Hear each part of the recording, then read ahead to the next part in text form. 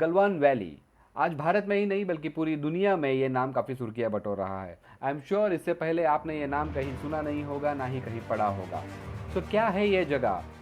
B with me till the end of this video to know some historical facts about this. Ladakh की गलवान घाटी में भारत और चीन की सेना फिर एक बार आमने सामने खड़ी है।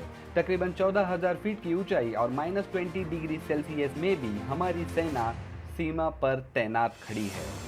सिंस 1962 से 1975 तक जितने भी इंडिया चाइना वॉर हुए हैं उसके अंदर गलवान घाटी हमेशा से ही सेंटर में रही है।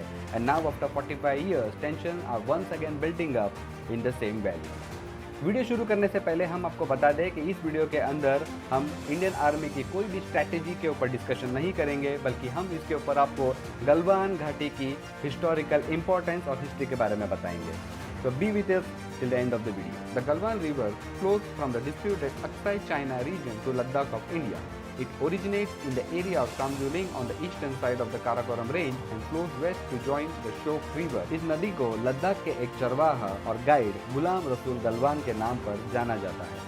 And because of this, the valley is also known as Galwan Valley. 1878 में जन्मा गुलाम सिर्फ 14 साल की उम्र में ही घर से निकल पड़ा था। उसे नई जगहों को खोजने का जुनून था और इसी जुनून ने उसे अंग्रेज़ों का पसंदीदा गाइड बना दिया। लद्दाख वाले इलाके अंग्रेज़ी हुकूमत को बहुत पसंद नहीं थे, इसलिए अछूते भी रहे। 1899 में उसने लेह से ट्रैकिंग शुरू की थी और लद्दाख के आसपास कई नई इलाकों तक पहुंचा। इसमें गलवान घाटी और गलवान नदी भी शामिल थी। यह एक ऐतिहासिक घटना थी जब किसी नदी का नाम एक चरवाहा के नाम पर रखा गया। गुलाम बेहद ही कम उम्र में एडवेंचर ट्रैवलर कहने जाने वाले सर फ्रांसिस यंग हस्बैंड के कंपनी में शामिल हो गए थे। सर फ्रांसिस ने तिब्बत के पठार, सेंट्रल एशिया के पामोर और रेगिस्तान की खोज की। अपने गलवान पहचान के बारे में गुलाम अपनी किताब सर्वेंट्स ऑफ साहिब में अपनी माँ द्वारा बताई गई कहानी लिखते हैं। वो कहते हैं कि उस समय कश्मीर घाटी में हिंदू राजाओं का राज था। उनके पिता का नाम कर्रा गलवान था। कर्रा का मतलब होता है काला और गलवान का अर्थ है डाकू। वो अमीरों से पैसे लूटते और उसे गरीबों में बांट देते। कुछ समय बाद डोगरा राजा के सिपाहियों ने कर्रा को पकड़ लिया और उन्हें मौत की सज़ा दी गई, जिसके बाद गलवान कबीले के लोग बल्टिस्तान और लेह चले गए। Some of them also migrated to Xinjiang province of China. Ghulam ने अपने अंग्रेजी साहबों के साथ रहकर अंग्रेजी बोलना, पढ़ना और कुछ हद तक लिखना भी सीख लिया था। इस तरह गुलाम की चीनी, अंग्रेजी और दूसरी भाषा पर पकड़ बननी शुरू हुई। इस दौरान उन्होंने टूटी फूटी अंग्रेजी में सर्वेंट्स ऑफ साहिब किताब लिखी। इस किताब की शुरुआती हिस्सा British explorer sir Francis young husband ने लिखा। यंग हस्बैंड लिखते हैं, हिमालय के लोग बहुत कठिन परिस्थितियों से गुजरते हैं और सबसे कुदरती जोखिम झेलते हैं। वे बाहर से आने वाले यात्रियों की सेवा करते हैं जिनके लिए उन्हें समझना आसान नहीं है।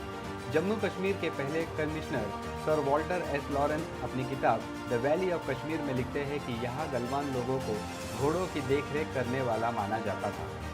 ये थोड़े सांवले होते हैं और इनका कश्मीरी वंशजों से कोई ताल्लुक नहीं। रिसेंटली गुलाम रसूल गलवान के पोते अमीर गलवान से मीडिया ने बात की। And according to Amir Galwan, Galwan valley has been part of India since last 200 years. वो अपने दादा के बारे में बताते हुए कहते हैं कि उस समय ब्रिटेन के मशहूर tourist sir Francis young husband Bharat के दौरे पर आए थे। तिब्बत लद्दाख की सैर करते हुए वो अपना रास्ता भटक गए, जहां उन्हें एक 12 साल का बच्चा यानी गुलाम रसूल गलवान से मुलाकात हुई, जिसने उन्हें सही रास्ता खोजने में मदद की। इसी से यंग हस्बैंड काफ़ी खुश हुए और उन्होंने गलवान वैली को उनका नाम दे दिया। तो ये थी हमारी वीडियो गलवान वैली के हिस्ट्री के बारे में। अगर आपको ये वीडियो पसंद आया है तो हमारे वीडियो को लाइक कीजिए, कमेंट कीजिए और अपने दोस्तों के साथ शेयर कीजिए। और ऐसे ही और भी इंटरेस्टिंग टॉपिक देखने के लिए हमारे चैनल को सब्सक्राइब कीजिए। मिलते हैं अगले किसी और इंटरेस्टिंग टॉपिक के साथ। तब तक मुझे दीजिए इजाज़त। जय हिंद।